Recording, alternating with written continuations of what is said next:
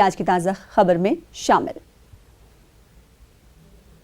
आज राज्यसभा में तलाक सलासा बिल पेश होगा। बीजेपी ने इसके ताल्लुक से अरकान पार्लियामेंट को व्हिप जारी कर दिया है। कांग्रेस ने भी अपने अरकान को व्हिप जारी किया है। राज्यसभा में 3 तलाक बिल को पास कराने के लिए मोदी हुकूमत को गैर एनडीए, गैर यूपीए पार्टियों का सहारा लेना पड़ेगा।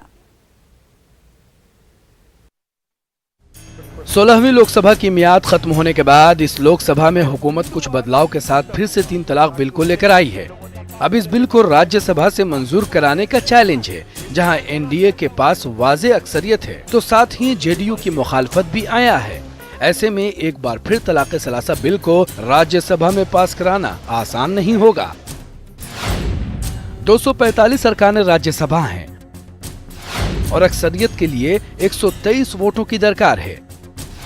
टीडीपी और आईएनएलडी के कुल 5 राज्यसभा अरकान को अपने पाले में कर लेने के बाद बीजेपी की क़यादत वाले एनडीए की राज्यसभा में तादाद 117 हो चुकी है। ऐसे में अगर 3 तलाक के मामले पर जेडीयू ने एनडीए का साथ छोड़ दिया तो फिर अरकान की तादाद 111 ही रह जाएगी। आपको बता दें कि 25 जुलाई को लोकसभा में तीसरी बार तलाक सलासा बिल पास हुआ। इस बार बिल की हिमायत में 303 और मुखालिफत में 82 वोट पड़े। कांग्रेस, डीएमके, एनसीपी समेत कई अपोजिशन पार्टियों ने इसकी मुखालफत की, जबकि कांग्रेस के साथ टीएमसी और हुकूमत की हलीफ पार्टी जेडीयू ने वोटिंग से पहले ही पार्लियामेंट से वॉकआउट किया। अपोजिशन की तरफ से इस बिल की पुरजोर मुखालफत की गई। कांग्रेस ने सजा की तजवीज की वजह से बिल की मुखालफत की। वही 3 तलाक की सबसे ज्यादा मुखालफत एमआईएम सदर असदुद्दीन ओवैसी ने की। ओवैसी ने कहा कि हुकूमत मुसलमानों पर शादी को 7 जन्मों के लिए थोप रही है। वही वजीर कानून रविशंकर ने उन्हें मुआशरे में जाकर 3 तलाक की रवायत के खिलाफ बेदारी लाने की बात कही। Bureau report, news 18 Urdu. और सबसे मुश्किल रास्ता राज्यसभा का ही है तलाक सलासा बिल को लेकर, और आज राज्यसभा में पेश किया जाना है ट्रिपल तलाक बिल। हमारे साथ हमारे नुमाइंदे अनूप जुड़ रहे हैं। अनूप दिल्ली से जुड़ रहे हैं। अनूप, आज राज्यसभा में पेश होगा तलाक सलासा बिल। इससे पहले हमने देखा कि लोकसभा से 3 बार पास हो चुका है और राज्यसभा में मसला जो है, मामला जो है वो अटका रहा। आज कैसी तस्वीरों की उम्मीद?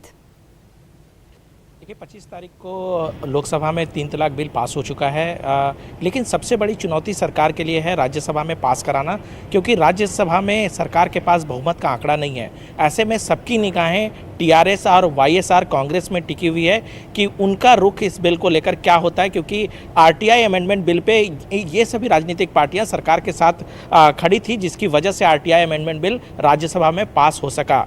सरकार के लिए 2 तरह की चुनौती है, क्योंकि एक तो जेडीयू जो कि सहयोगी पार्टी है उनका समर्थन जो है वो इस बिल को लेकर नहीं है, वो सरकार के साथ खड़ी नहीं है, यानी कहीं ना कहीं एनडीए के लिए ये बड़ा झटका है। दूसरी तरफ राहत की बात यह है कि बीजू जनता दल सरकार के साथ खड़ी हो गई है 3 तलाक बिल को लेकर के, तो ये एक राहत की बात है। अब देखना होगा कि सरकार का फ्लोर मैनेजमेंट किस तरीके से होता है राज्यसभा में, क्योंकि जो अंक गणित है उसमें बहुत ज़्यादा से ज़्यादा 8 से 10 सीटों की ज़रूरत पड़ेगी, जिस पर अगर ये समर्थन सरकार के साथ अगर वो हो जाते हैं तो फिर 3 तलाक बिल राज्यसभा से भी पास हो सकता है, क्योंकि पिछले दिनों में बीजेपी और एनडीए की स्ट्रेंथ जो है वो बढ़ी है राज्यसभा में। ऐसे में बहुत ज़्यादा मुश्किल नहीं कही जा सकती है।